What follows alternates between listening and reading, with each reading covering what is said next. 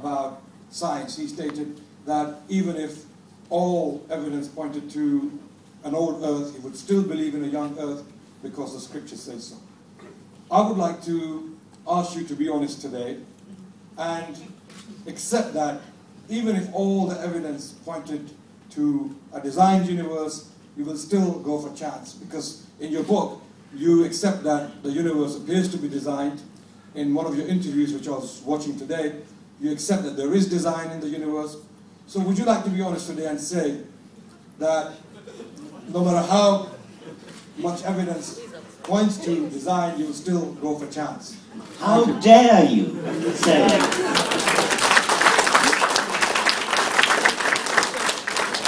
how dare you ever accuse me of explaining life and the illusion of design by chance?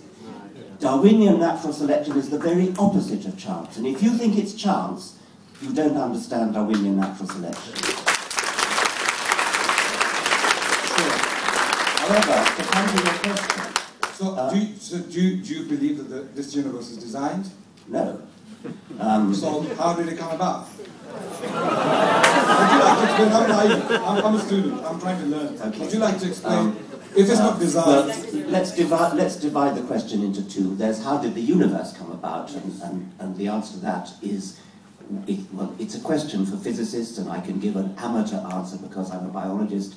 The second question is, how does life, which has a much, much more powerful illusion of design. The universe itself doesn't have a very powerful illusion of design, as William Paley himself observed, but life does, and the illusion of design in the case of life comes about through evolution by natural selection. And natural selection is a very, very powerful generator, a very, very powerful engine of creating an illusion of design. But the thrust of your question is, would I be honest and admit it if the evidence went the other way? The answer is yes, I would be. I've always said so.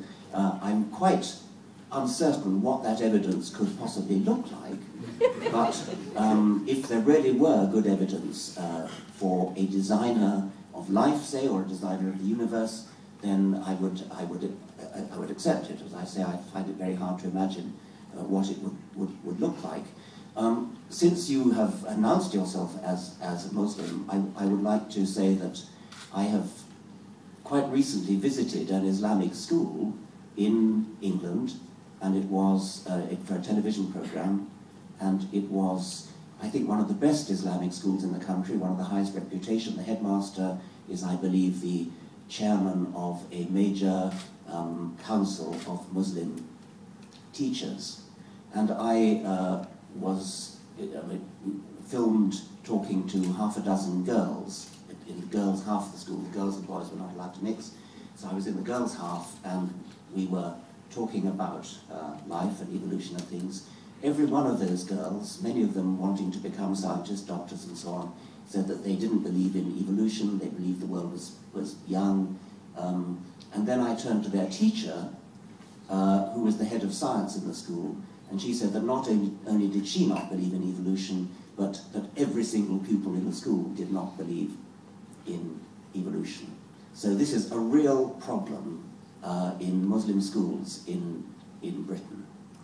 I was quite shocked at that. I do agree that Muslim scholars, Muslim scientists have to look into the issue of evolution in more depth. I do agree, I do accept this, and we can talk about this another time, but my question was very specific.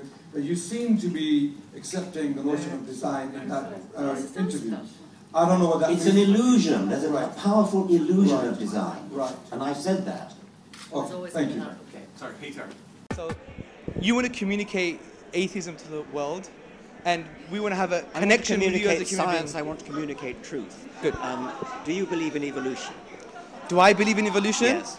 I believe that I don't have adequate information to even make that judgment. Well, that's very sensible. Now, let me give you some adequate information. Oh, please do so. Okay. The evidence for evolution is absolutely solid. It's as strong as the evidence that the planets orbit. You do believe the planets orbit the sun, do you? Yeah. Yes, I did science as a bachelor's. Well, you did science, so why don't you know about evolution? Because it was psychology, that's why.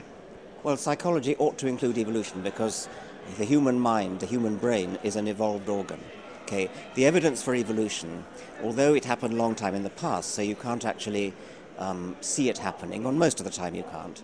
Nevertheless, I use the analogy of a detective coming on the scene of a crime after the crime's been committed. So you can't actually see it happen, but what you see is all the evidence, all the clues, all the fingerprints, all the footprints and everything else. And that adds up massively, more strongly than any court of law. I agree with this, Yeah. but the only contention some okay. religious philosophers have, for example, not all religious people don't like science. Many religious people like science. For example, a lot of the scientists were revived from the Islamic history, as you know. The question that they would have is, evolution is a non-complementary paradigm with what's happening in cosmology, for example. For example, if you look at physics and the constants, some people say there'll be a fine-tuning here. There's some form What do of you mean by design. non-complementary paradigm? Because, What do you mean? For example, I think you answered that question well in your book, page 157, 158, when you said we don't have an answer for physics like we do as in evolution. So the question you posed was, who designed the designer? Yeah. And I think what some Islamic philosophers contemporary would say, that's an interesting question, but even in the philosophy of science, and I think downstairs you wanted to ignore that question about the philosophy of science, the best explanation doesn't require an explanation. And to have an added infinite regress of explanations undermines the very fact that we need an explanation. So the design argument is more plausible than the chance with regards to the fine-tuning of the universe, which has nothing to do with evolution. That's No, it's way nothing to away. do with it. Yeah, It's a question of physics. Yeah. But how can it possibly be helpful to explain the origin of the universe, to postulate something complicated like a god? Why don't you say it's something like a spontaneous quantum fluctuation, something like that, which is simple? Richard, that's a very good point. Which is simple. That's a very good point. But haven't you assumed that God is complicated and made of many parts? Well, God's got to be complicated, hasn't he? Otherwise, because he couldn't forgive your sins and listen to your prayers. But you're misconstruing physicality, for like an entity with ability. Someone may be able to do complex things. Doesn't make his nature complex, though, surely. Because I think you're superposing. What are you talking about? Okay, do you want me to clarify? If God is capable of listening to prayers, forgiving sins, knowing when you've done wrong and punishing you for it, how could he possibly be anything other than complex?